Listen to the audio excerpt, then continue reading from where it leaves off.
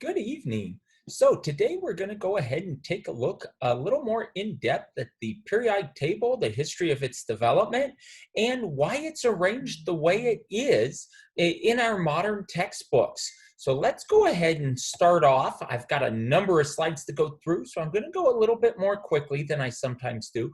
Hopefully you guys can keep up with the information being presented though, because some of it is a little bit repetitive as we get to specific definitions of types of elements, groups, and so on. So what is it that we're really going to be looking at today? We'll look at how Mendeleev discovered the pattern that led to the modern periodic table.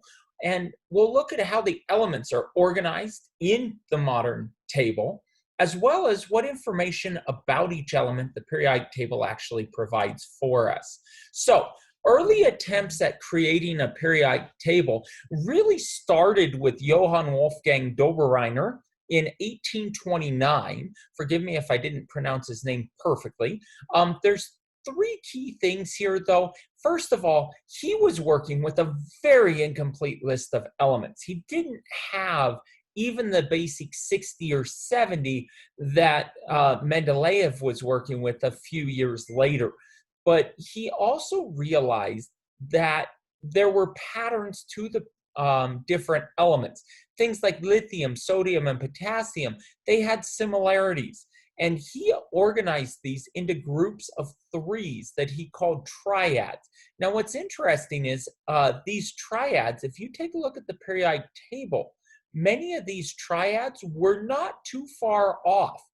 In fact, if you look at some of them on the table, they're still positioned just as Dobereiner originally predicted, even though our table looks very different than his did. So moving on from that, John Newlands, 1865, was working with atomic mass. Now, he weighed every single element in terms of hydrogen. That's where the term atomic mass unit came from. He was actually looking at how much it weighed in comparison to a hydrogen atom. So he came up with the law of eights. He called it the law of octaves. The law of octaves, just like on a piano keyboard, you have sets of eight that repeat. And in fact, that's what he considered to be the key pattern. Now, later on, we learn, especially if you went through the lesson on electron configuration already, that every eight electrons, you change shells that you're working with. So you have a first shell of two, but then your next shell has 8 electrons and so on. So your valence electrons are determined based upon those patterns of 8, where every 8 elements you come back around when we're talking about our alkaline metals, metalloids, and nonmetals. Now, that disregards the transition metals, which none of these scientists really knew what to do with yet. So Dmitry Ivanovich Mendeleev, fascinating Russian scientist. He was, for lack of a better description, he was from the equivalent of Appalachia. He was looked down upon in much of the Russian scientific community. They considered him a hick, a redneck, backwoodsman, whatever term, derogatory term you can think of today.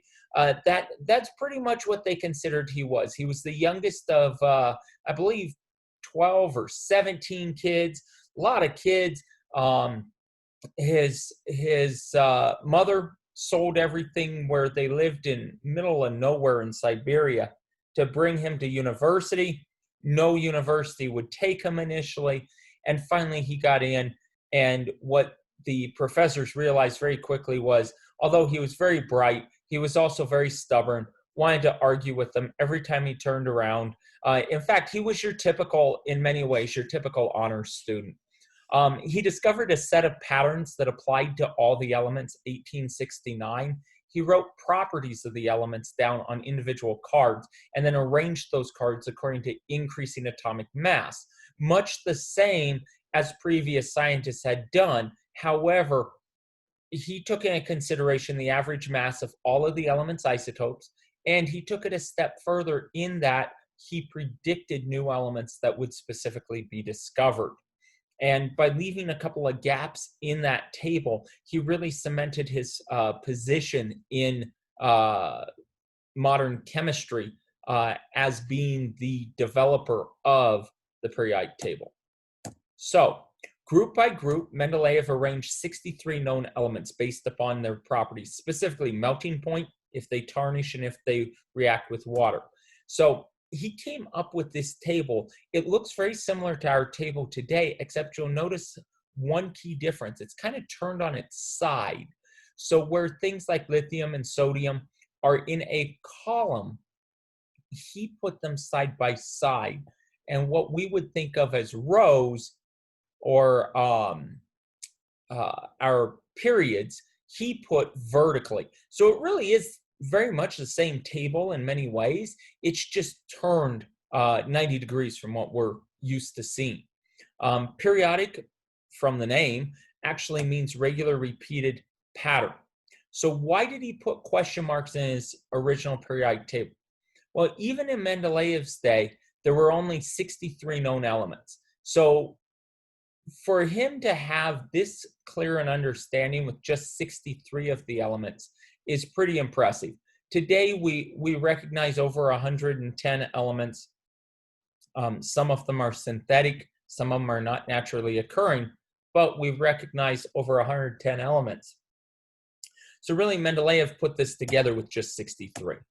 The modern periodic table, like I said, more than 100 elements. They're increased in order of, or arranged in order of increasing atomic number, the number of protons. It's slightly different order than what Mendeleev would have said with the atomic mass units, but it's only a couple of situations where it's reversed. Now, the properties of an element can be predicted based on its location on the periodic table. This copy of the periodic table is what you'll probably see on any sort of state testing at the end of the year, so be familiar with how to read this specific version. I like this version better because it quickly and easily color codes all the different kinds of elements on here, not just metals, metalloids, and non-metals, but it takes it a step further and indicates some more specific details about those non-metals, the metals, etc. So we'll get into that a little bit more as we go across column by column, group by group. So classes of elements. Atomic numbers increase from left to right. Table can be color-coded easily to classify metals, semi-metals, non-metals, and inert gases. And we can break it down even further as well if we want to. Properties of metals. We have metals here that are shown that have a number of properties that are similar. Metals are good conductors of electric current and heat. Now, does that mean that every metal conducts current the same way? No. Aluminum was frequently used in wiring 100 years ago. Now, copper is much more preferred in home wiring. Things like that are based upon its conductivity. It also conducts heat. If you've ever had a metal pan on a stove and you accidentally grab the pan instead of the handle, you know the difference in how the metal conducts heat much better than the plastic or wooden handle. Most metals are shiny and bendable. I know that's not really a technical term. Technically, it's malleability and ductility. Malleability is the ability to hit it and bend it. Ductility is the ability to pull on it and bend it. So most elements are metals in the periodic table. Luster is how shiny something is. Something that's malleable can be hammered or rolled into flat sheets or other shapes, like this piece of copper for roofing. Ductility can be pulled into a long wire, again like copper. Now, copper is both malleable and ductile. Are there other metals that interact much like copper? Absolutely. Aluminum would be the first one that comes to my mind. Others that are definitely malleable, gold. If you have a high quality gold ring, it's usually fairly easy to accidentally bend it out of shape.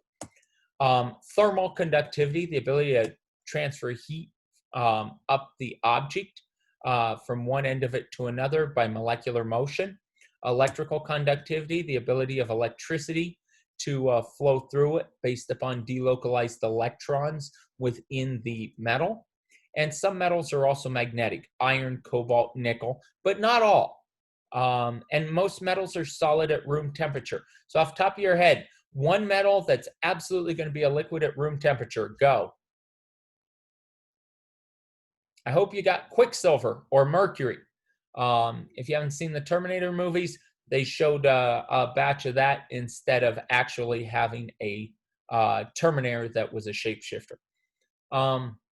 There are a couple others that melt at really low temperatures, a couple of different kinds that if you simply put a piece of solid metal in your hand, you have enough warmth in your skin to melt it. So there's your example of mercury, a liquid at room temperature.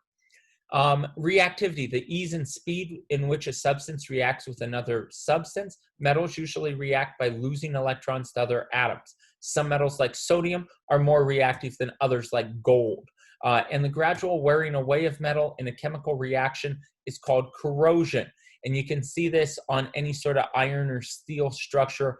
Salt water speeds up that effect. Here on copper piping under my house, I took this picture.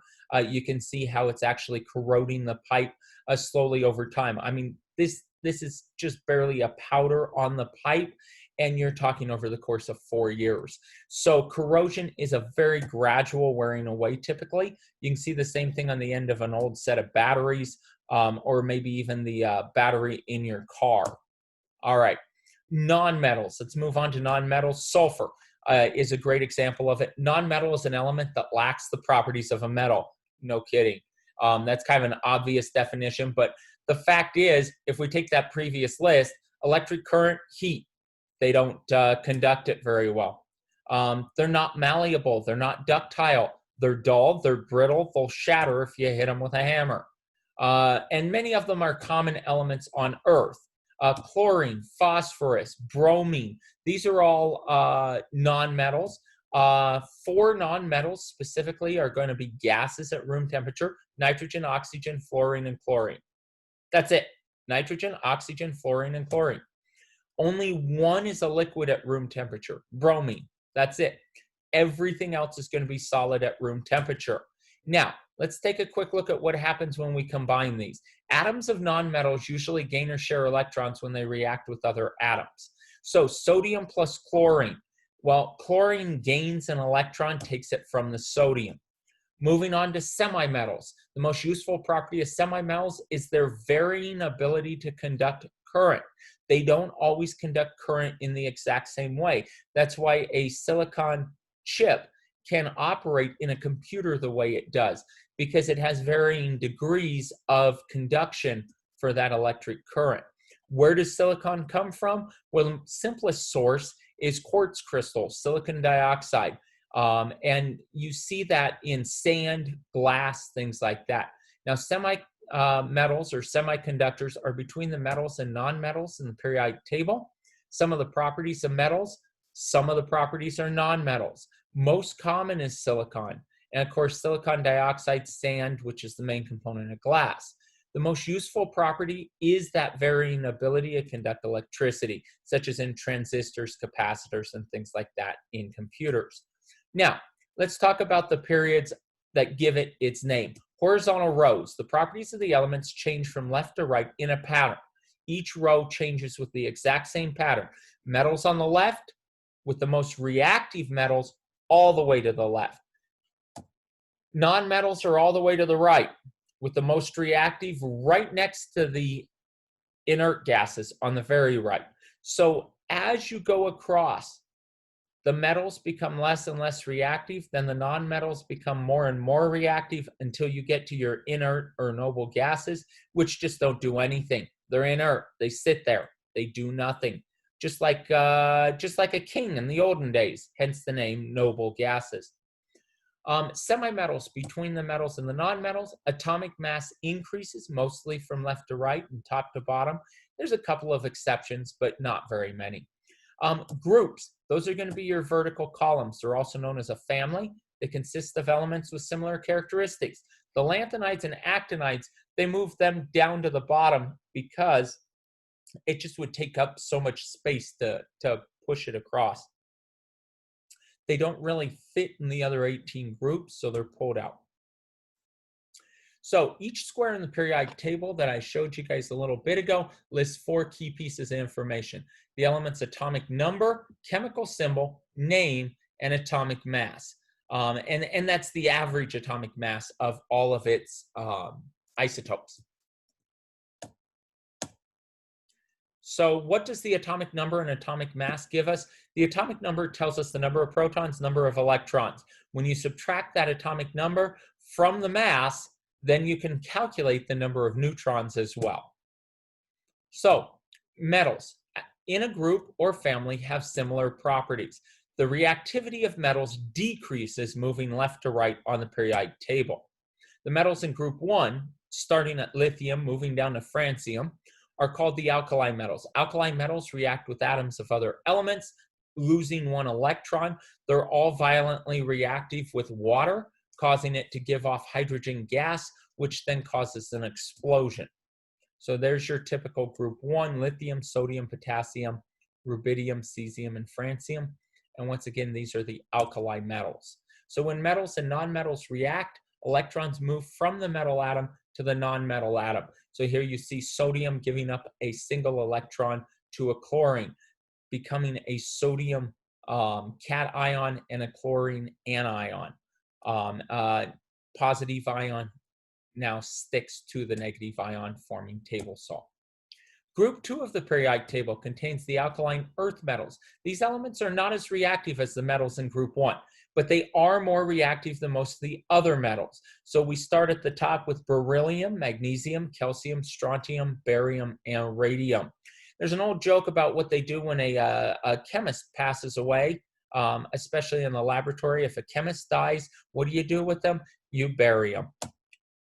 So melting points within a group of elements. The properties of elements within a single group of the periodic table often vary in a certain pattern.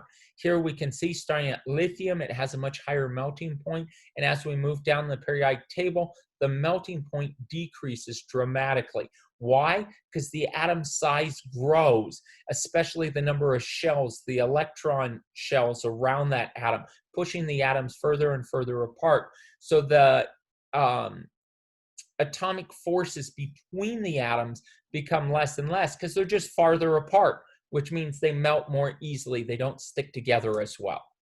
Okay, let's move across to the metals on the other side of the transition metals. Only some of the elements in groups 13 through 15 are metals. And so we have just that small handful that are in groups 3A, 4A, and 5A. The periodic table also includes several synthetic elements at the bottom right-hand side. In fact, realistically, anything past 92 is a synthetic element. Particle accelerators or nuclear reactors would be how we make them. We make them by forcing nuclear particles to crash into each other, generally with very high amounts of energy. Moving on across the families and nonmetals, we skipped over boron's family. We're going straight to group 4A. The carbon family has atoms that can gain, lose, or share 4 electrons when reacting with other elements. Carbon, basis for life as we know it. Silicon, basis for computers as we know them. Germanium is a key trace element, also used in computers, cell phones, allowed some of the miniaturization and microization of things like cell phones and cameras. So all very important. And because they can gain, lose, or share 4 electrons, the number of ways they can bond is just incredible. So many different configurations, combinations, so many different types of molecules that it almost boggles the mind. So let's look at some uses of these nonmetals in this group. Carbon in all living things, coal, crude oil, gasoline as fuel. Those are all important. Group 5A, nitrogen family, contains 2 nonmetals, nitrogen and phosphorus. These nonmetals usually gain or share 3 electrons when reacting with other elements. Nitrogen and phosphorus are very important in certain fertilizers to help plants grow. Bacteria in soil use nitrogen compounds to actually create fertilizers as well. Phosphorus is highly reactive, ignites easily, used in match tips. Other things that are notable from that family are also things like bismuth, which is an active ingredient in Pepto-Bismol to help settle your stomach. Group 6A, the oxygen family, contains 3 nonmetals: oxygen, sulfur, and selenium. Oxygen, very important to breathe. Sulfur is important. Most creatures that do not breathe oxygen, anaerobic bacteria, for instance, they use sulfur. That's why a swamp with low oxygenation stinks so badly, is those creatures that live deep within it, bacteria and so on. They're actually using sulfur in the place of oxygen. And instead of creating carbon dioxide, oftentimes they release things like hydrogen sulfide gas, which absolutely has a foul smell. Selenium, key trace element. It's important, according to many scientists, for heart health, but you don't want to get too much of it. It can actually cause other problems, reproductive problems, and so on, if you have too much in your diet. Typically, it's a key ingredient or a key source of it would be things like almonds, Brazil nuts, things like that. These elements typically gain or share 2 electrons when reacting with other elements.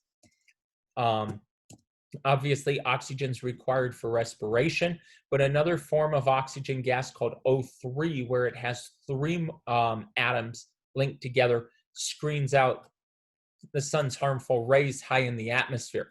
At the ground level, it's dangerous pollutant, but high in the atmosphere, it's not. It's absolutely vital to keep us from all getting skin cancer. Sulfur smells like rotten eggs. It's a key ingredient in tires and other rubber products. There's a guy, I want to say it was a guy by the name of Goodyear, who actually came up with the idea of adding small amounts of sulfur to the rubber to help stabilize it so it didn't break down in ultraviolet radiation, so your tires didn't just crumble after sitting out in the sun for a short period of time. Finally, we have group 7A elements, the halogens, highly reactive, fluorine being one of the highest reactivity elements on the entire periodic table. Atoms of these elements form compounds by sharing or gaining 1 electron. A couple of these are the only ones that can convince noble gases to do anything. Fluorine, I believe, can combine with xenon, sharing all 8 of xenon's electrons in its outermost shell. Bromine is important in a number of industrial processes. Iodine, obviously, is important as a trace element to help the thyroid function. It's also important to help with antibacterial properties and keep cuts clean, things like that, used in surgeries and other things like that. Properties of nonmetals. When nonmetals and metals react, you already saw this slide, but when nonmetals and metals react, the electrons move from the metal atom to the nonmetal atom. Chlorine used to kill bacteria, things like Clorox bleach, and make table salt. Fluorine, small amounts of it are added to water to help, and toothpaste, to help prevent cavities. The last non-metal family here, the elements of group 8A, are the inert gases. They don't ordinarily form compounds because atoms of inert gases do not usually gain, lose, or share electrons. They have to be in the presence of a highly reactive substance, like I said, like fluorine, in order to do anything. These elements include helium, neon, argon, krypton, xenon, and radon. Typically, you'd see them in what are called neon lights. However, most neon lights do not actually have neon. They have one of the other inert gases in them. So they're also known as the noble gases, elements in group 8A or group 18, unreactive. They don't usually do much of anything, and they all exist in the Earth's atmosphere in small amounts. All right, nonmetals. Finishing up, we have one more, hydrogen. It's believed under enough pressure, hydrogen does actually become metallic. However, typically you're going to find it as a gas. Even liquid hydrogen is unusual outside of a laboratory environment. Because the chemical properties of hydrogen differ from the other elements, it really isn't grouped in a family. It's an element with the simplest atoms, 1 proton, 1 electron, makes up more than 90% of the atoms in the universe, but only 1% of the Earth's crust, oceans, and atmosphere. So even though it's the most common atom here on Earth, it is far outnumbered by other elements. And it's rarely found on Earth in a pure form. Usually it's bonded to oxygen to make water. Let's go ahead and finish up metals. The transition metals are less reactive than the metals in group 1 or 2. Lanthanides are usually found together in nature, always combined with other elements. Now, what's unique about lanthanides is they have an outer shell of electrons that appears exactly the same. As you move from left to right across the lanthanide series, the outermost shell is not where the electrons are being added. They're actually being added to a somewhat more inner shell. So even though these each have one more electron than the previous one, they appear the same and react the same way because that outermost shell really is identical from one to the next. Not only does it make it difficult to identify which lanthanide you're working with, but it makes it very difficult to actually separate them apart. They're found together in nature. Trying to get them to separate is very difficult because you have to undergo certain procedures that treat these elements, these atoms differently, even though they basically have the same reactivity. And you can see this process in the video that I posted previously called Hunting the Elements. They have a whole segment on lanthanides. Many of the elements below the lanthanides are, the elements below the lanthanides are called the actinides. Many of these elements are so unstable they barely last a fraction of a second. They're almost all synthetic elements as well. So that concludes our lesson on the arrangement of the periodic table. Thank you very much for watching. Have a good day.